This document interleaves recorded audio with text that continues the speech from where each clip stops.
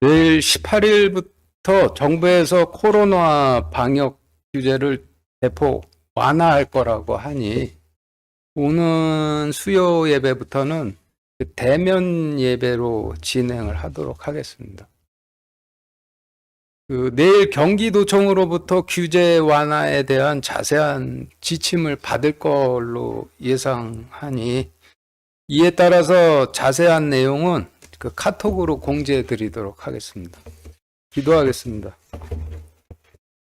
하나님, 오늘 누가복음 12장 합니다. 저희 누가복음 12장 말씀 진리로 이끌어 주시고 저희 그 말씀 들었을 때 순종하도록 허락하여 주시옵소서. 예수 그리스도 이름으로 기도드렸습니다. 아멘.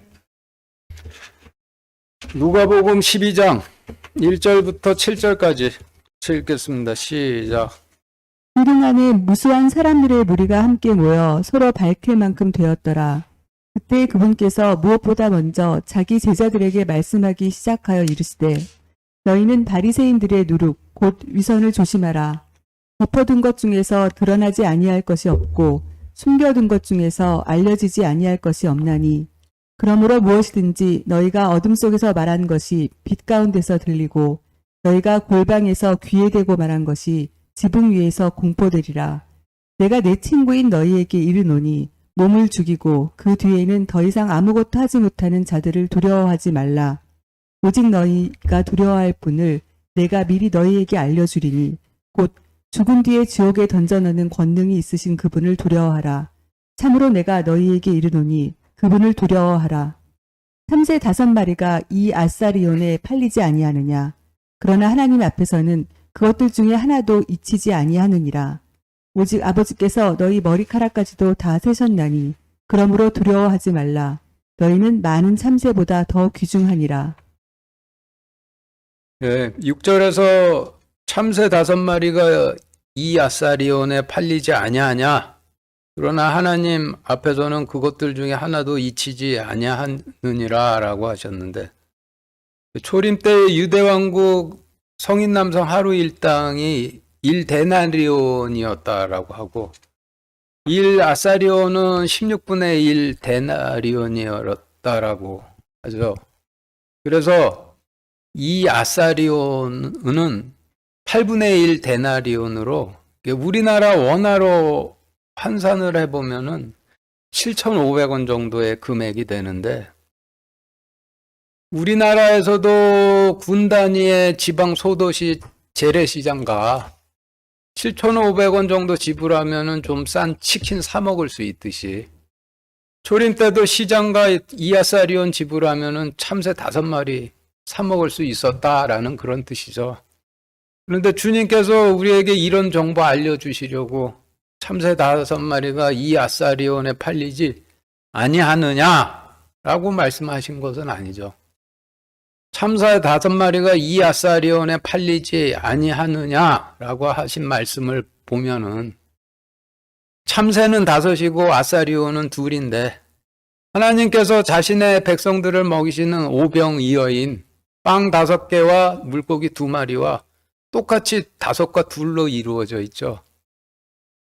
그래서 참새 5마리가 이 아사리온에 팔리지 아니하느냐라고 하신 말씀은 하나님께서 주신 오병이어가 시장에서 참새 5마리가 이 아사리온에 팔리듯이 싸구려로 팔리고 있지 아니하느냐라고 하시는 의미로 이해가 되는 것이죠.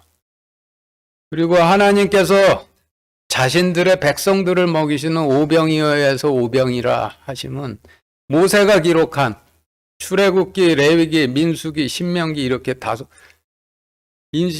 창세기, 출애굽기, 레위기, 민수기, 신명기 이렇게 5권의 말씀을 오병이라 하시는 것이고, 물고기 2마리는 출애굽한 이스라엘 백성들이 홍해와 요단강 이렇게 2번의 물을 건너도록 가라 주신 명령이 되는 거예요.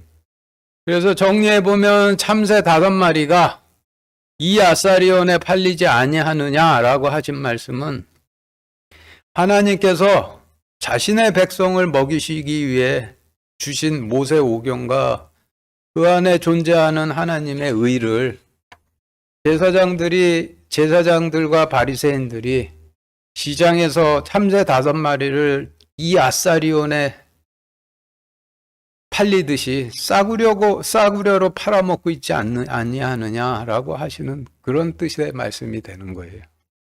그리고 이어서 그러나 하나님 앞에서는 그것들 중 하나도 잊혀지지 아니하느니라라고 하셨는데, 유대 제사장들과 바리새인들이 하나님께서 주신 모세 오경과 씻기시는 의의 명령을 아무리 싸구려로 팔아먹고 있다 할지라도 하나님 앞에서는 하나도 잊혀지지 않고 전부 거기 기록된 대로 반드시 다 심판하시리라 라고 하시는 그런 뜻이 되는 거예요. 주님께서 노끈으로 채찍을 만드셔서 성전에서 소와 양과 비둘기를 팔고 있던 자들을 전부 내쫓으셨는데, 이 말씀을 통해 볼 때 당시 제사장들이 하나님께 바칠 헌물에 흠이 있나 점이 있나 심사하는 제사장들만이 가지고 있는 독점적 심사권을 이용해서 성전의 안에서 폭리를 취하는 헌물 장사를 하고 있었다라는 것을 알 수가 있는 것이죠. 소림 때 성전 안에서 소와 양과 비둘기를 당시 시장 가격보다 7배나 비싼 가격에 팔아먹고 있었다라고 하던데, 제사장만이 가지고 있는 심사권이란 독점적인 권리를 이용해서 엄청난 이익이 남는 불법적인 장사를 하고 있었던 것이고, 이런 큰 이권이 개입되어 있는 불법적인 장사는 부패한 정치 권력과 결탁되지 않는 한 할 수가 없었으니 헤롯 왕이 결탁되어 있었다라고 볼 수밖에 없는 거죠. 원래는 유대 백성들은 자신들이 직접 소중하게 키우던 소나 양 중에서 가장 좋은 것을 하나님께 바치기 위해 예루살렘 성전으로 가져오면은 제사장들이 백성들이 가져온 그 소나 양에 흠이 없나 점이 없나 검사를 해서 흠이나 점이 없으면 정결하다라고 선언을 하고 하나님께 바쳤는데, 초림 때 백성들이 가져온 소나 양이나 비둘기에 흠이 있나 없나 검사를 했던 제사장들이 장사를 하고 있었으니 자신들이 폭리를 취해가면서 성전에서 파는 소와 양과 비둘기가 많이 팔리도록 하려면은 백성들이 직접 키워서 예비해온 소나 양은 점이 있고 흠이 있다, 어거지로 트집을 잡아서 심사를 통과시켜 주지 않을 수밖에 없는 거죠. 그러면은 하나님께 헌물을 바치고자 했던 백성들은 바가지 헌물을 사서 7배나 더 주고 바가지 헌물을 사서 하나님께 바쳐야만 했었던 거예요. 소림 당시 유대인들이 성전에서 소나 양이나 비둘기를 파는 가게를 당시 대제사장 안나스의 이름을 따서 안나스의 시장이라고 불렀다고 하는데, 주님의 백성들로 하여금 큰 짐을 지게 하고 자신들은 그것에 손가락 하나도 대지 않으려 한다고 하셨던 말씀에 이런 배경이 있었던 거예요. 7절 다시 같이 읽겠습니다. 시작. 오직 아버지께서 너희 머리카락까지도 다 세셨나니 그러므로 두려워하지 말라. 너희는 많은 참새보다 더 귀중하니라.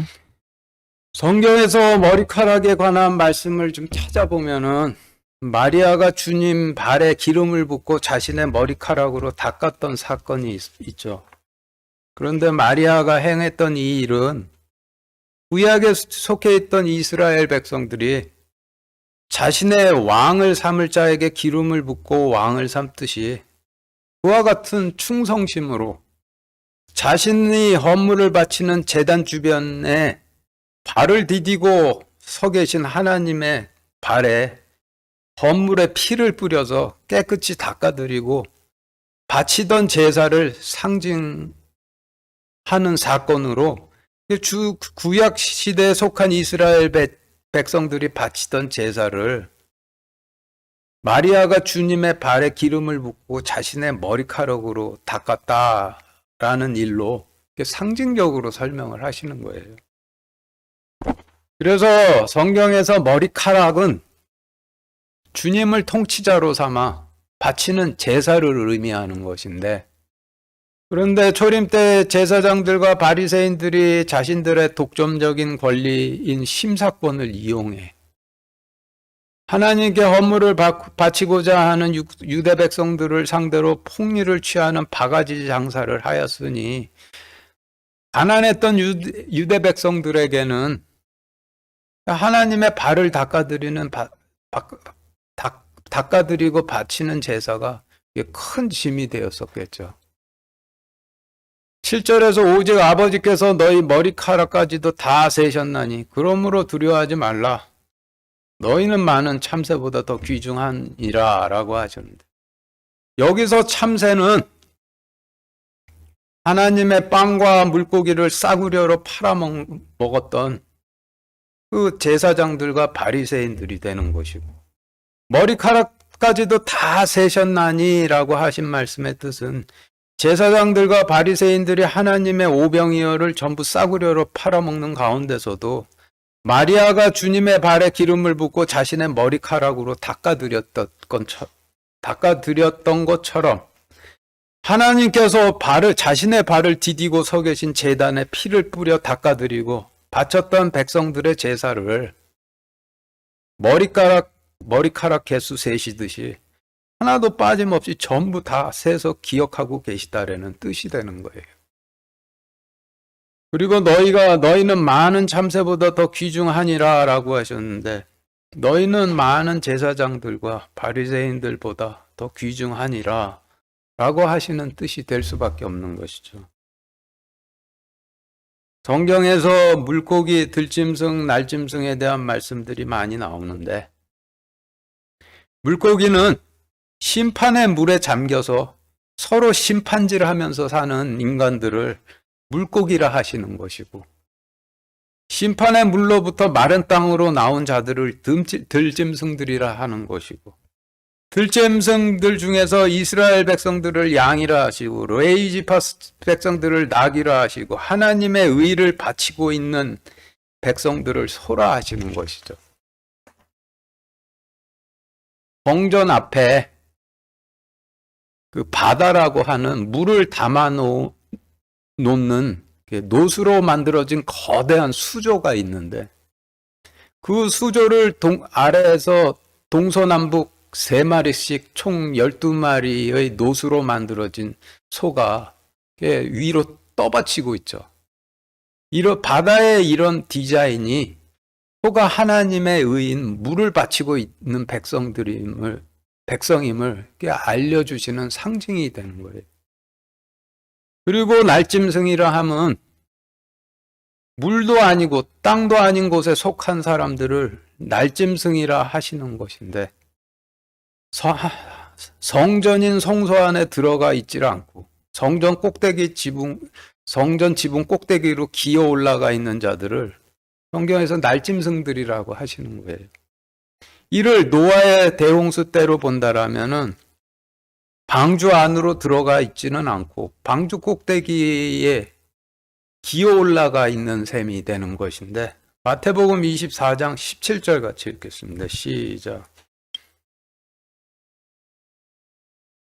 없어요? 제가 읽어드릴게요. 마태복음 24장 17절. 지붕에 있는 자는 자기 집에 무엇을 취하러 내려가지 말며 라고 하셨는데, 이 말씀은 마지막 때에 노아 때의 방주 같은 성전으로 들어가 피하지를 않고 지붕 꼭대기로 기어 올라갔다가 마지막을 맞게 된 참새 같은 자들에게 하시는 말씀인데, 노아 때의 방주 문이 닫히듯이 성전 문이 닫히면은 그땐 다시 집으로 들어가려 하지 말라 하시는 그런 명령이 되는 것이죠.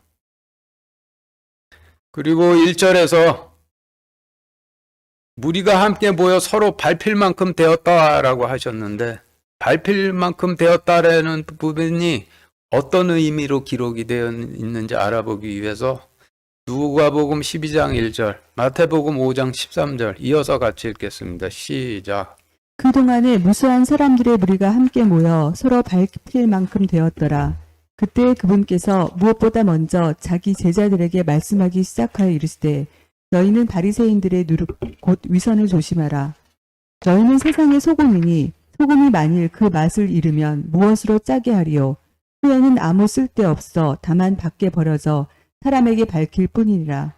누가복음 12장 1절에서 무리가 함께 모여 서로 밟힐 만큼 되었더라라고 하신 말씀을 마태복음 5장 13절 말씀을 통해 본다라면은 주님 앞에 사람들이 무수히 모여 있기는 하는데 맛을 잃어 버려 밟히고 있다라는 그런 뜻으로 기록이 되어 있는 것이죠.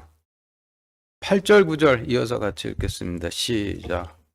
내가 또한 너희에게 이르노니 누구든지 사람들 앞에서 나를 시인하면 사람의 아들도 하나님의 천사들 앞에서 그를 시인하려니와 사람들 앞에서 나를 부인하는 자는 하나님의 천사들 앞에서 부인을 당하리라.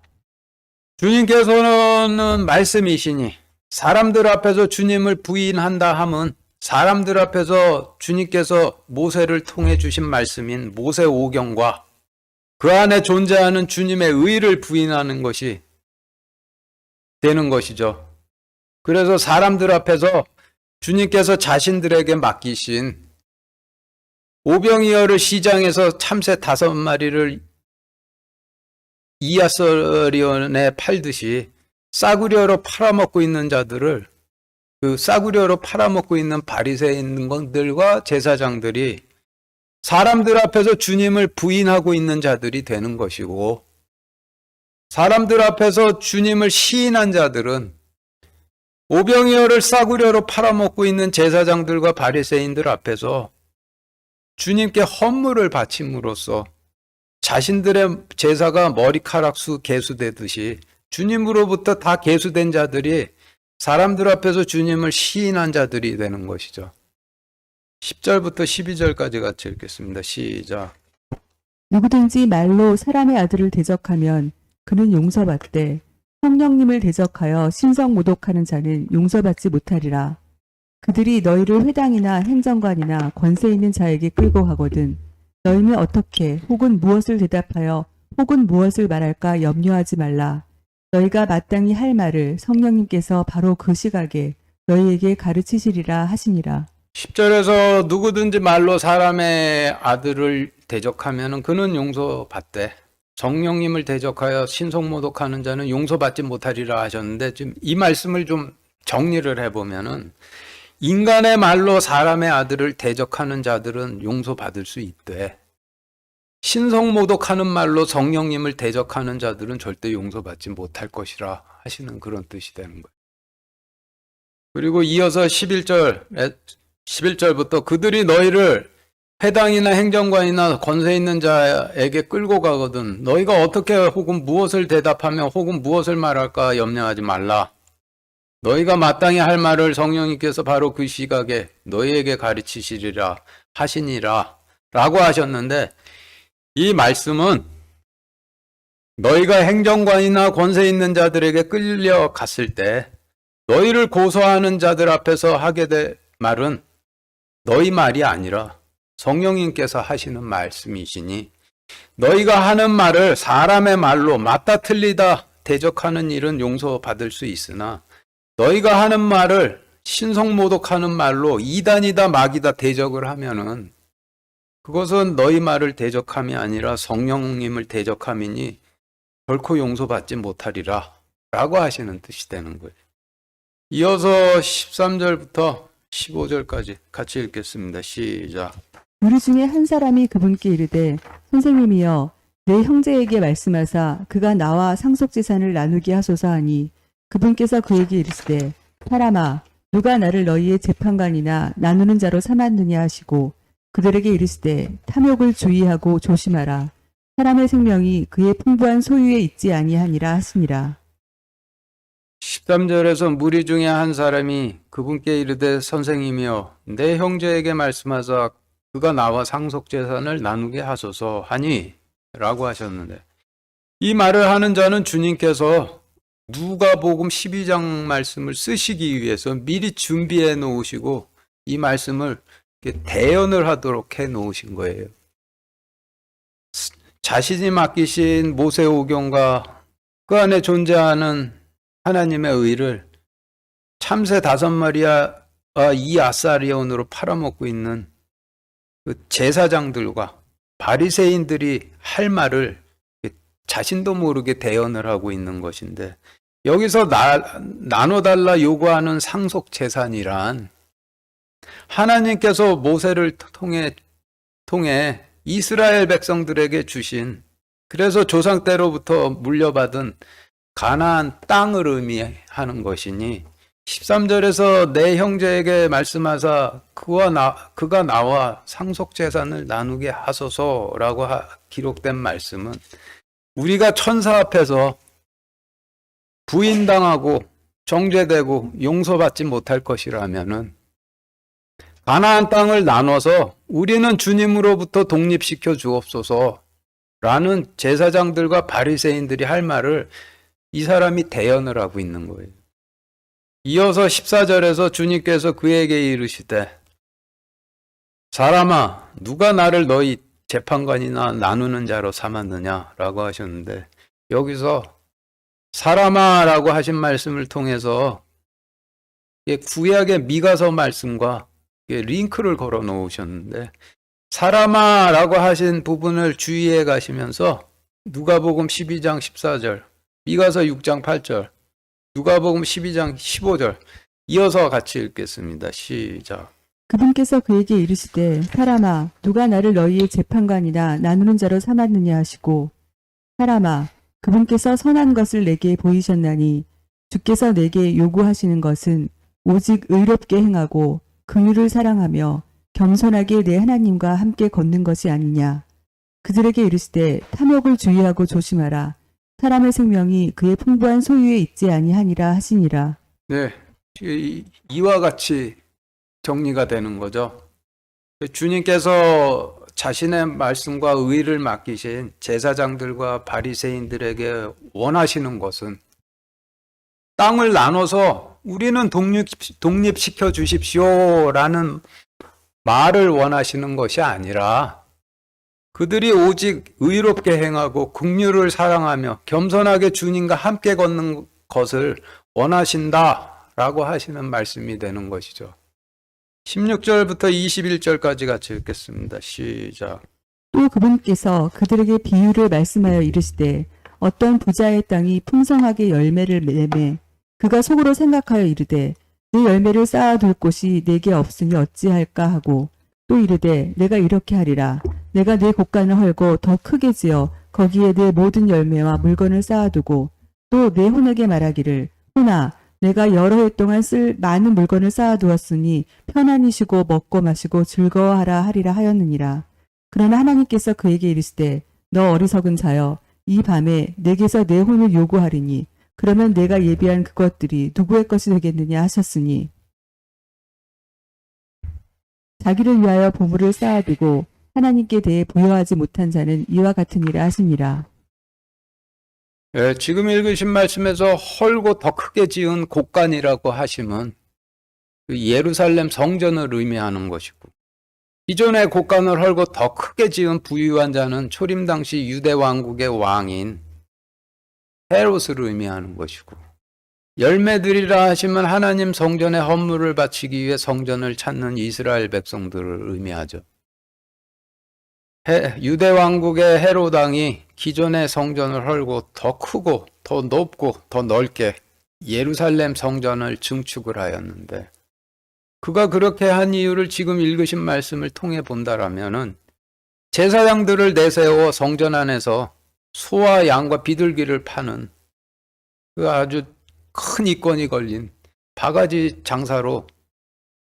헌물 장사로 더 많은 이익금을 거둬들이기 위해 하나님께 헌물을 바치기 위해 성전을 찾는 이스라엘 백성들을 더 많이 수용할 수 있도록 그래서 더 많이 팔아먹을 수 있도록. 그래서 기존 곳간을 헐고 더 크게 짓듯이 기존 성전을 헐고 성전을 더 크고 더 높고 더 넓게 증축을 하였다는 의미가 되는 것이죠. 그리고 성경에서는 높고 큰 건물들이 들어서면은 그것은 더 이상 아버지 집이 아니라 이제 떠나야 될 애굽이 되었다라는 것을 의미하고, 그리고 그것의 주인을 파라오라 하시는 것이고, 그를 따르는 제사장들은 이제는 하나님의 제사장들이 아니라 태양신의 제사장들이 되는 거예요. 그러면은 창세기에서 높게 지은 바벨탑을 멸하시고, 그리고 흩으신 후에 자신의 백성인 아브라함을 분리하셔서 가나안 땅으로 데리고 들어가시듯이, 출애굽기에서 건물들을 높게 지은 애굽을 재앙으로 멸하신 후 자신의 백성들을 분리하셔서 가나안 땅으로 데리고 들어가시듯이, 애굽화된 유대 왕국도 다 멸해버리시고 자기 백성들은 분리하셔서 성령님 안으로 이제 데리고 들어가시게 되는 것이죠. 출애굽기 보시면은 파라오 수하에서 일하는 태양신의 제사장들이 모세처럼 모세 앞에서 자신들의 지팡이를 뱀으로 바꾸는 아주 놀라운 재주들이 있었는데, 하나님께서 출애굽기를 기록하시려고 그들에게 그런 재주를 주신 거죠. 예. 자신들의 지팡이를 뱀으로 바꾸는 놀라운 재주들이 있었던 파라오 수하에 있었던 제사장들이, 태양신의 제사장들이 초림 때 헤롯의 수하에서 하나님께서 주신 지팡이를 땅에 내던져서 뱀으로 바꾼 그 제사장들과 바리새인들을 상징하는 것이 되는 거예요. 출애굽기 1장 11절 같이 읽겠습니다. 시작. 그러므로 그들이 작업 감독들을 그들 위에 세우고 그들에게 무거운 짐을 주어 그들을 괴롭게 하더니 그들이 파라오를 위하여 저장 도시 곧 비돔과 라암셋을 건축하니라. 네, 여기서도 저장을 위해서 그 큰 도시를 세웠다라는 말씀이죠.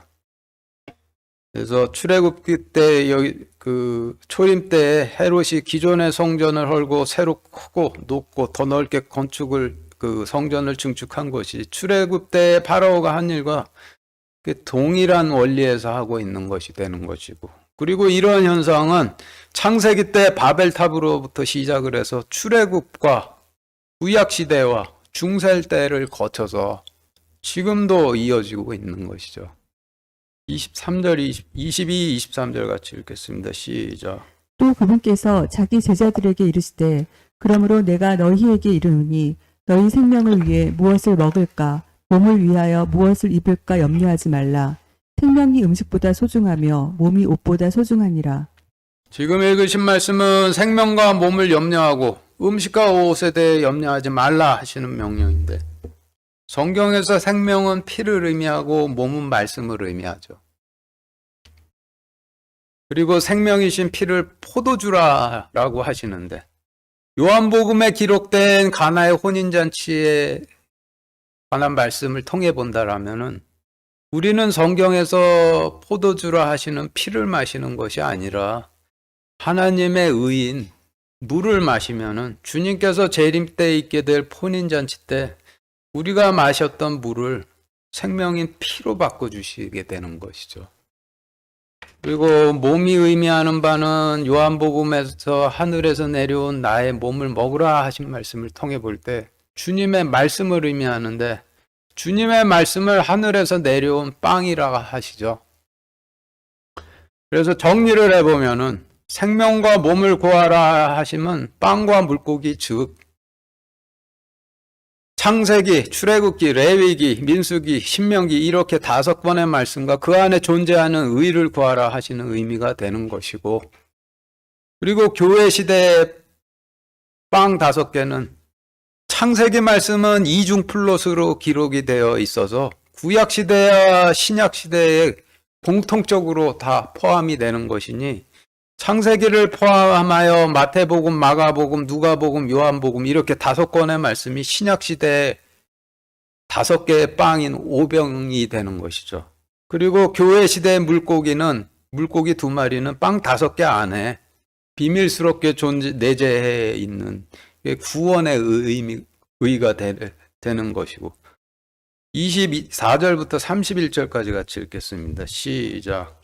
까마귀들을 생각해 보라. 그것들은 씨 뿌리지도 아니하고 거두지도 아니하며 창고나 곡간도 갖고 있지 아니하되 하나님께서 그것들을 먹이시나니 하물며 너희는 그 날짐승들보다 얼마나 더 나으냐. 또 너희 중에 누가 염려함으로 자기 키에 1큐빗을 더할 수 있겠느냐. 그런즉 너희가 가장 작은 그 일도 능히 행하지 못하거든 어찌하여 나머지 일들을 염려하느냐. 백합들이 어떻게 자라는지 깊이 생각해 보라. 그것들은 수고도 아니하고 길쌈도 아니하느니라. 그러나 내가 너희에게 이르노니 너희의 모든 영광 중에 있던 솔로몬도 이것들 중 하나와 같이 차려입지 못하였느니라. 그런즉 오늘 들에 있다가 내일 아궁이에 던져질 풀도 하나님께서 이렇게 입히시거든. 오 너희 믿음이 적은 자들아, 하물며 너희는 얼마나 더 잘 입히시겠느냐. 너희는 무엇을 먹을까 무엇을 마실까 구하지 말며 의심하는 마음도 갖지 말라. 이 모든 것은 세상 민족들이 구하나니 너희 아버지께서는 이것들이 너희에게 필요한 줄 아시느니라. 오히려 너희는 하나님의 왕국을 구하라. 그리하면 이 모든 것을 너희에게 더하시리라. 지금 읽으신 말씀에서 까마귀와 백합은 뿌리지도 못하고 거두지도 못하고 창고나 곡간도 없고 수고나 길쌈도 할 수 없는 곳에서 하나님께서 풍족하게 먹이시고 그 어떤 것보다도 잘 입히신 존재들로 소개가 되고 있는 것인데, 그런데 성경에서 뿌리지도 못하고 거두지도 못하고 창고나 곡간도 없고 수고나 길쌈도 할 수 없는 곳인데 잘 먹고 잘 입을 수 있는 곳이라고 한다라면은 광야밖에 없죠. 출애굽 때 광야가 잘 먹고 잘 입을 수 있었던 곳이 되는 거예요. 하나님께서 애굽에서 노예로 있던 이스라엘 백성들을 뿌리지도 못하고 거두지도 못하고 창고나 곡간도 없는 광야로 데리고 나오셔서 만나와 메추라기로 배불리 먹이셨고, 노예였던 이스라엘 백성들을 애굽에서 데리고 나오시기 전에 애굽 사람들로부터 의복과 귀금속과 보석들을 빌려 가지고 나오도록 하셔서 수고도 못하고 길쌈도 할 수 없는 광야에서 이스라엘 백성들을 애굽에서 만들어진 최고급 옷들로 입히시고 최고급 귀금속과 보석들로 꾸며주셨는데 뿌리지도 못하고 거두지도 못하고 창고나 곡간도 없고 수고나 길쌈도 할 수 없는 광야에서 잘 먹고 잘 입히셨던 것인데, 까마귀와 백합이 출애굽 때 이스라엘 백성들이 될 수밖에 없는 것이죠. 하나님께서 이스라엘 백성들을 애굽으로부터 데리고 나오신 이유는 그들을 사랑하셨기 때문이었다라고 아가서에 기록이 되어 있는데, 그런데 하나님께서 사랑하셨던 출애굽했던 1세대 이스라엘 백성들이 부정한 까마귀와 내일이면은 불타는 아궁이로 던져질 백합이 되어버린 이유는 자신들을 사랑하셔서 생명과 몸을 주시고자 하시는 하나님의 그 짝사랑을 받아들이지를 않고 오히려 무엇을 먹을지 무엇을 입을지만을 구하며 하나님의 약속에 대해 의심하는 마음을 갖고 그 애굽을 그리워 돌아가겠다는 마음을 갖다가 하나님 왕국으로는 들어가지 않겠다고 해서 못 들어가, 하나님 왕국의 백성들이 못 되고 그냥 광야에서 잘 먹고 잘 입기만 한 까마귀와 백합이 되었던 것이라 라고 하시는 말씀이 되는 것이죠. 31절 32절 같이 읽겠습니다. 시작. 오히려 너희는 하나님의 왕국을 구하라. 그리하면 이 모든 것을 너희에게 더하시리라. 적은 양 무리여 두려워하지 말라. 너희 아버지께서 그 왕국을 너희에게 주시는 것을 참으로 기뻐하시느니라. 하나님 왕국을 구하라 하신 말씀은 하나님의 왕국의 백성이 되기를 구하라 하시는 그런 뜻이죠. 그런데 이게 한국에 속한 한국 백성들이라 하면 한국법을 따르는 사람들을 의미하는 거지. 미국에 속한 미국 백성들이라 하면은 미국법을 따르는 사람들이 되는 것인데, 한국에 살던 사람이 미국으로 이민과 미국 시민권을 받으려면은, 미국 백성이 되기 위해서 미국 시민권을 받으려면은 더 이상은 한국법 안 따르고 미국법 따르겠습니다라고 맹세하고 지켜야 하는 것이죠. 마찬가지로 애굽에 속해 있던 노예가 하나님 왕국으로 이민 가서 하나님 왕국의 백성이 되기 위해서 하나님 왕국으로 이민과 하나님 왕국 시민권을 받으려면은 더 이상 애국법 따르지 않고 하나님 법 따르겠습니다라고 맹세하고 지켜야 하나님 왕국의 백성으로 성립이 되는데, 그런데 하나님 왕국으로 이민 가고자 하는 소망이 먼저 와야 이민을 가게 되는 것이죠. 그래서 구하라라고 하시는 거죠. 그리고 31절에서 왕국을 구하라. 그리하면 이 모든 것을 너희에게 더하시리라 라고 하셨는데, 이 말씀은 신명기에서 하나님께서 모세를 통해서 가나안 땅으로 들어갈 이스라엘 백성들에게 주신 약속과 똑같은 약속을 교회 시대를 열게 될 새 백성들에게도 주시고 있는 거예요. 신명기에서 하나님께서 모세를 통해 그 가나안 땅으로 들어갈 이스라엘 백성들에게 너희가 내 법에서 떠나지 아니하면은, 너희가 뿌리기만 하면은 내가 알아서 비가 필요할 때 비를 내리게 하고, 바람이 필요할 때 바람을 불게 하고, 빛이 필요할 때 빛을 주어서 너희가 그 뿌리기만 하고 수고치 않더라도 풍족하게 거두게 하리니 너희는 풍족하게 거둬서 나그네들과 함께 하나님 앞에서 먹으면서 기뻐하라 라고 하시죠. 잔치하라고 하시는 뜻이에요. 31절에서 너희가 하나님 왕국을 구하라 하신 명령이 신명기에서 모세를 통해서 너희가 내 법에서 떠나지 아니하면 하나님의 왕국을 구하라 하시는 명령과 그 신명기에서 너희가 내 법에서 떠나지 아니하면이라고 하는 명령과 같은 의미의 명령이 되는 것이죠. 그리고 신명기에서 너희가 수고치 않더라도 뿌리기만 하면 풍족히 거두게 하리니가 이 모든 것을 너희에게 더하시리라 라고 하시는 의미가 되는 것이고, 그래서 결국은 신명기에서 주셨던 명령과 동일한 명령을 교회 시대로 들어가게 될 백성들에게 또 주시고 계신 것이 되는 거예요. 그리고 32절에서 적은 양 무리여 두려워하지 말라. 너희 아버지께서 그 왕국을 너희에게 주시는 것을 참으로 기뻐하시느니라 라고 하셨는데, 출애굽해서 광야에 있던 이스라엘 백성들에게도 적과 꿀이 흐르는 가나안 땅 주시기를 참으로 기뻐하셨듯이 지금 하나님 왕국 주시기도 기뻐하고 계시다라는 뜻이 되는 것이죠. 33절부터 36절까지 같이 읽겠습니다. 시작. 너희가 가진 것을 팔아 구제하며 너희 자신을 위하여 낡지 않는 가방들 곧 하늘들에서 없어지지 않는 보물을 예비하라. 거기에는 도둑도 가까이 오지 못하고 좀도 먹지 못하느니라. 너희 보물이 있는 곳에 거기에 너희 마음도 있으리라. 너희 허리에 띠를 띠고 너희 등불을 타오르게 하며 너희 자신은 마치 자기 주인이 결혼식에서 돌아올 때 그를 기다리는 사람들과 같이 되라. 그가 와서 두드리면 그들이 즉시 그에게 열어주리라. 33절에서 너희가 가진 것을 팔아 구제하라 라고 명하셨는데, 초림 때 이스라엘 백성들은 애굽의 노예들처럼 헤롯을 따르는 제사장들로부터 착취를 당하고 있었기 때문에 형편이 노예와 다름없었죠. 노예처럼 착취당하던 유대 백성들에게 남은 것이 있다라고 한다라면 하나님께서 모세를 통해 상속해 주신 가나안 땅밖에 없는데, 그런 그들에게 너희가 가진 것을 팔라 하셨으면은 결국에는 하나님으로부터 상속재산으로 받은 가나안 땅을 팔라 하시는 뜻이 되는 것이죠. 사도행전 4장 37절 같이 읽겠습니다. 시작. 예.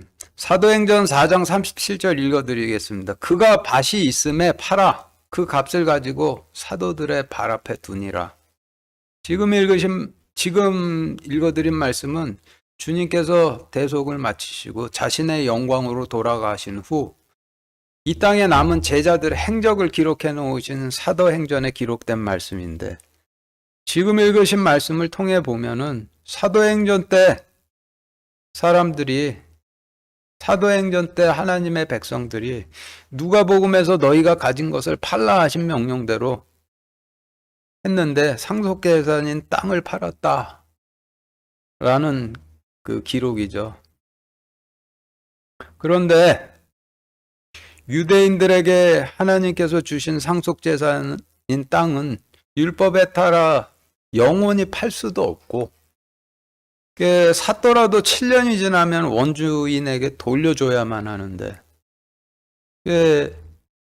그럼에도 불구하고 주님께서 땅을 팔아 구제를 하라 명하셨다라면 그 뜻은 이스라엘 백성들을 노예로 잡고 있던 애굽을 재앙으로 멸하셨듯이 애굽화되어서 더 이상 열매 맺지 못하는 불모의 땅인 가나안 땅을 재앙으로 멸하실 것이고, 출애굽 때 파라오의 노예였던 자신의 백성들을 애굽에서 데리고 나가셨듯이 초림 때 헤롯의 노예인 자신의 백성들을 가나안 땅으로부터 데리고 나가시게 될 것이니, 마지막 때에 상속재산인 땅을 팔아서라도 같이 데리고 나갈 수 있는 자들을 데리고 나가라 하시는 명령이 되는 것이죠. 그리고 역사적으로 볼 때 이 명령을 주시고 나서 33년이 지나 유대왕국과 로마 간의 전쟁이 발발해서 예루살렘에 거하던 110만 명의 유대인들이 몰살을 당하고 9만 명 가량의 생존자들은 전부 노예로 팔렸는데, 얼마 안 가 로마 황제가 가나안 땅 각지에 흩어져 살고 있는 소수의 유대인들에게도 하나님으로부터 받은 상속재산인 가나안 땅으로부터 전부 떠나라 라는 칙령을 내려서, 너희가 떠나지 않으면 반드시 죽으리라 라는 칙령을 내려서, 그래서 그때부터 유대인들이 전 세계로 흩어지게 된 것이죠. 그래서 33절에서 너희가 가진 것을 팔아 구제하며 라고 주신 명령은 이런 이유가 존재하기 때문에 그런 명령을 주신 것이 되는 거죠. 뒤에 나오는 누가복음 50절 말씀 먼저 같이 읽어보겠습니다. 시작. 그러나 내게는 잠겨야 할 틈내가 있으니 그것이 이루어질 때까지 내가 얼마나 답답하겠느냐. 주님께서 자신의 몸을 성전이라 하시고 또한 가나안 땅도 성전이라 하시니, 주님께서 물에 잠기시는 침례를 받으신다라면은 가나안 땅이 노아 때처럼 심판의 물에 잠기게 된다라는 뜻이 되는 것이죠. 그래서 33절 말씀, 너희가 가진 것을 팔아 구제하며 너희 자신을 위하여 낡지 않는 가방들 곧 하늘에서 없어지지 않는 보물을 예비하라. 거기선 도둑도 가까이 오지 못하고 좀도 먹지 못하느니라 라고 하신 말씀을 대홍수가 오기 전에 노아의 관점으로 볼 수가 있는 것이죠. 그래서 이 말씀을 대홍수가 오기 전에 노아의 관점으로 본다라면은 앞으로 네가 살고 있는 땅이 대홍수로 잠기는 침례가 있을 것이니, 노아 너는 더럽혀져 열매 맺지 못하는 땅을 전부 팔아 대홍수로부터 너와 함께 피해야 할 자들을 모으는 데 쓰고, 너는 하늘에서 없어지지 않을 보물을 예비하듯이 방주를 예비하라 라고 하시는 그런 뜻이 되는 것이죠. 원리적으로 본다라면은 너희가 가진 것을 팔아 구제하며 너희 자신을 위하여 낡지 않는 가방들 곧 하늘에서 없어지지 않는 보물들을 예비하라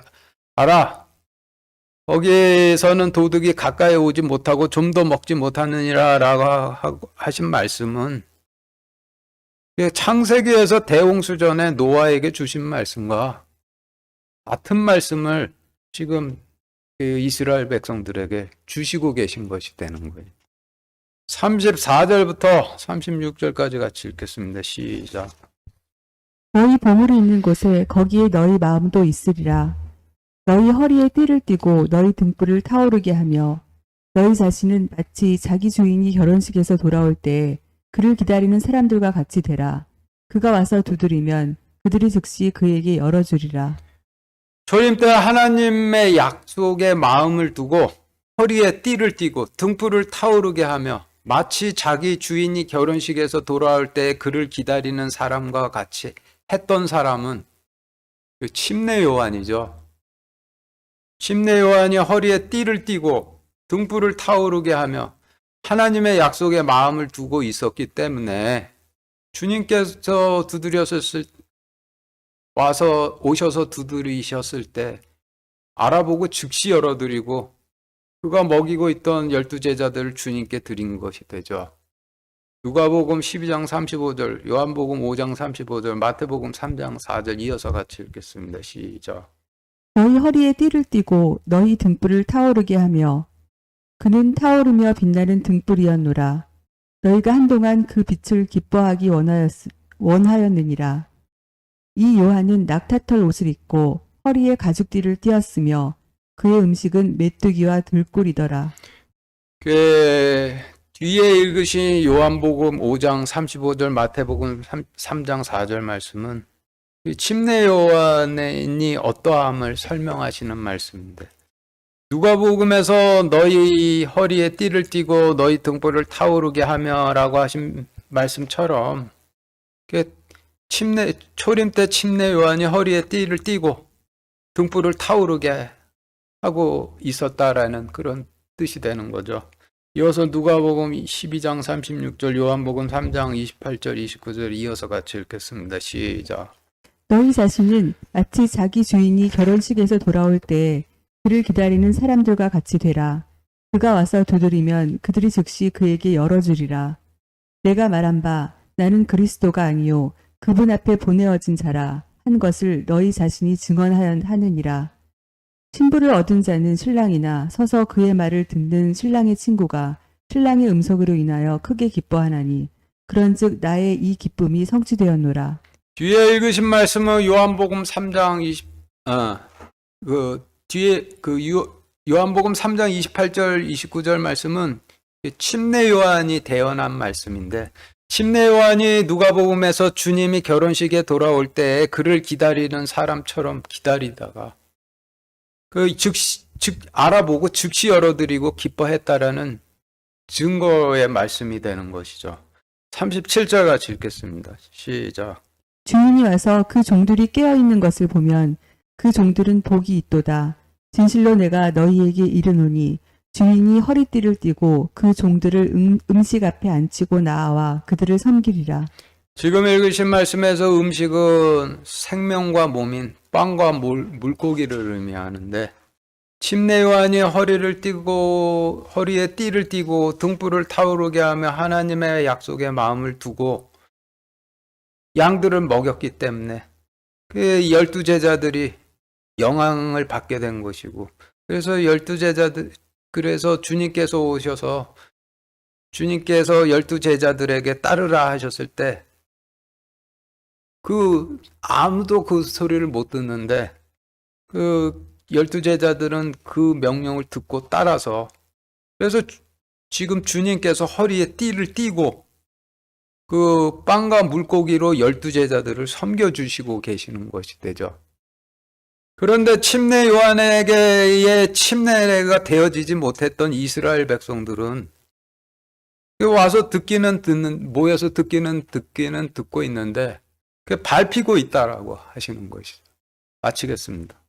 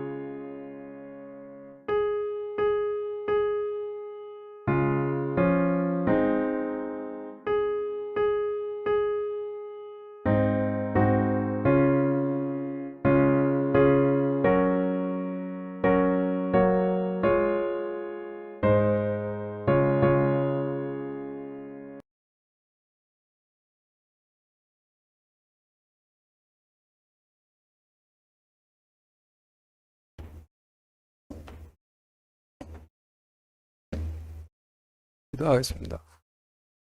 하나님, 오늘 누가복음 12장 말씀을 통해서 그 말씀 안에 있는 하나님의 의인, 그 물을 마실 수 있도록 허락하여 주셔서 감사드립니다. 저희가 하나님께서 주시기를 기뻐하시는 하나님 왕국에 가기를 간절히 소망합니다. 저희에게 주시기를 우리 주 예수 그리스도 이름으로 기도드렸습니다. 아멘.